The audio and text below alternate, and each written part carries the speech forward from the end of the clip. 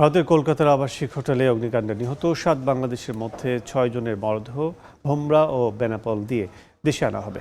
এই মুহূর্তে বেনাপোল বন্দরে আছেন সহকর্মী আজিজুল হক এবং ভোমরা ইমিগ্রেশনে আছেন সহকর্মী মমতাজ আহমেদ বাপি। সরাসরি প্রথমে যাচ্ছি আজিজুলের কাছে। উন্নত চিকিৎসার জন্য প্রতিদিন বাংলাদেশের বিভিন্ন অঞ্চল থেকে বৈধ প্রক্রিয়ায় অর্থাৎ পাসপোর্ট ভিসা যোগে কিন্তু হাজার হাজার মানুষ কিন্তু ভারতে যাচ্ছে। ঠিক তেমনি ভালো চিকিৎসার আশায় কুষ্টিয়ার একই পরিবারের ৪ জন, সাতক্ষীরার 2 জন এবং ঢাকার 1 জন উন্নত চিকিৎসার আশায় কিন্তু মেডিকেল বিষয়ে তারা ভারতে গিয়েছিলেন। তবে ভাগ্যের নির্মম পরিহাস, সুস্থ জীবন নিয়ে ফেরার পরিবর্তে তাদের ফিরতে হয়েছে কলকাতার একটি আবাসিক হোটেলে অগ্নিকাণ্ডের ঘটনায় তাদেরকে ফিরতে হয়েছে কফিনবন্দি নিথর দেহ নিয়ে।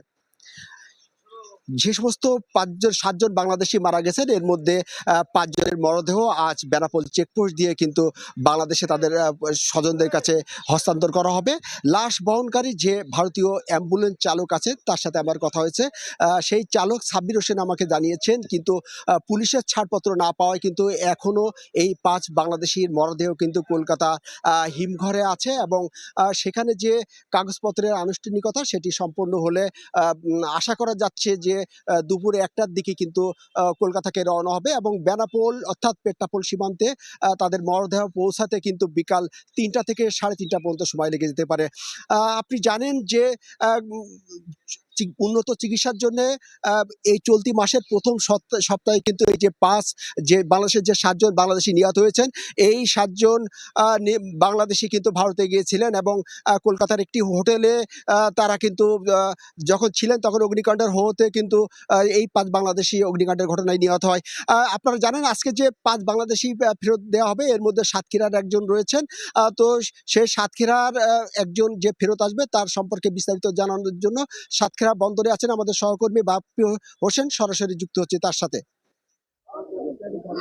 আমি এখন আছি সাতক্ষীরার সেই ভোমরার জিরো পয়েন্টে আলিমুজ্জামান সাজুর মরদেহ ভারতীয় লাশবাহী গাড়িতে এসে পৌঁছেছে। এখনই লাশ হস্তান্তর হবে। এপারে রয়েছে বিএসএফ এবং ওপারে রয়েছে বিএসএফ এবং ইমিগ্রেশন পুলিশ, আবার বাংলাদেশ পারে রয়েছে বিজিবি এবং ইমিগ্রেশন পুলিশ। আমরা সেই ছবি আপনাদেরকে দেখাচ্ছি। এই লাশ হস্তান্তর হচ্ছে এখন। এই লাশ হস্তান্তরের পর এখান থেকে নিয়ে যাওয়া হবে তার গ্রামের বাড়িতে। এই গ্রামের বাড়িতে যাওয়া হবে। সেখানে সেই গ্রামের বাড়িতে বাদ আসর তাদের জানাজা শেষে পারিবারিক গোরস্থানে তাকে দাফন করা হবে, এটি জানিয়েছে তার পরিবার আমাদেরকে।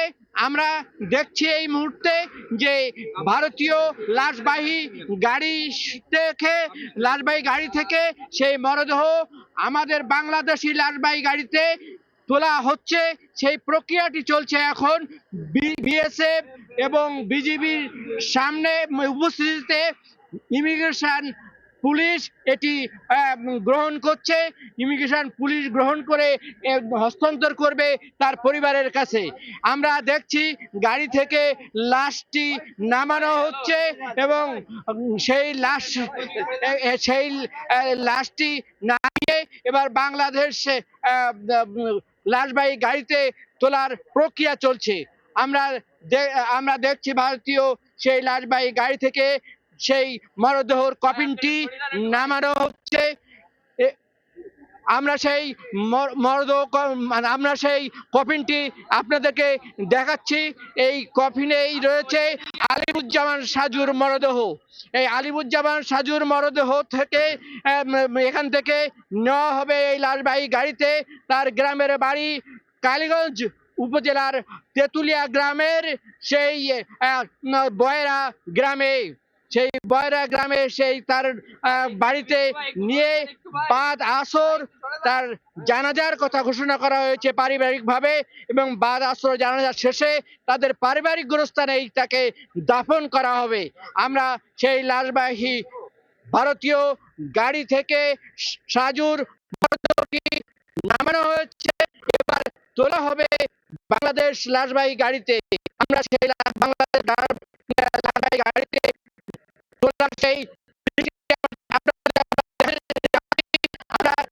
জানাতে চাই যে ইমিগ্রেশন পুলিশ কাজের সবকিছুই দ্রুত সম্পন্ন করছে বাংলাদেশে, যদিও দেরি হয়ে গেছে আপনার এই ভারতীয় পারে হলদিয়াডাঙ্গা ইমিগ্রেশন থেকে, এবং হলদিয়াডাঙ্গা ইমিগ্রেশন দেরি হলেও বিজিবি এবং বিএসএফ এর উপস্থিতিতে ইমিগ্রেশন পুলিশ সেটাই গ্রহণ করছে।